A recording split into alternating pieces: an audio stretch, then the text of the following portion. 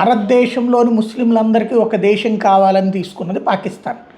ఆ పాకిస్తాన్లో నుంచి పుట్టుకొచ్చిందినే బంగ్లాదేశ్.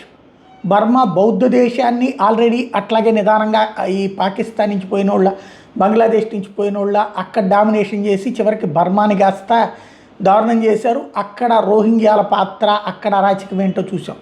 ఇప్పుడు భారతదేశాన్ని ముక్కలు చేయడానికి జరుగుతున్న ప్రయత్నం, ఇప్పుడు బెంగాల్లో బీజేపీ గెలిస్తేనో లేకపోతే కేరళలో బలం పుంజుకుంటేనోనంట ముస్లిం సామాజిక వర్గానికి ఇక్కడ భయం, భద్రత లేదట, భయం ఉందట. కాబట్టి మాకు సపరేట్ దేశం కావాలట. हमें एक टुकड़ा अलग दे दिया जाए, हमें एक टुकड़ा अलग दे दिया जाए, इंडिया में दिया जाए ना, बाहर छोड़ दिया जाए। अगर सरकार निकाल लेंगे उन्हें तो यहाँ अपने इतने आदमी कहाँ जाएंगे हिंदुस्तान में? वो तो अपने हिंदू देश को छोड़ के चले आए हैं इसलिए कि हिंदुस्तान में चलेंगे, हम भी जिएंगे, हमारे बच्चे भी जिएंगे। और जब यहाँ से निकाल के उनको भेज दोगे तो अपने बर्मा देश जा नहीं पाएंगे, तो बताओ कहाँ पे जिएंगे? रास्ते में तो खुद मर जाएंगे। तो उनके लिए ऐसा जगह बनाओ, एक साइट ऐसा बनाओ कि उनका भी व्यवस्था हो जाए, बर्मा वालों को भी और बांग्लादेशी को भी व्यवस्था हो जाए, हिंदुस्तान में सबका गुजर बसर हो जाए। लेकिन ऐसा व्यवस्था मत करो कि हिंदुस्तान से बांग्लादेशी को, बर्मादेशी को भगा दोगे तो हिंदुस्तान में क्या रह जाएगा?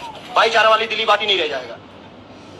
ऐसा है कि परेशानी बहुत हो रही है इंडिया के अंदर, हमें एक टुकड़ा अलग दे दिया जाए, हमें एक टुकड़ा अलग दे दिया जाए, हमें एक टुकड़ा अलग दे दिया जाए, इंडिया में दिया जाए ना, बाहर छोड़ दिया जाए।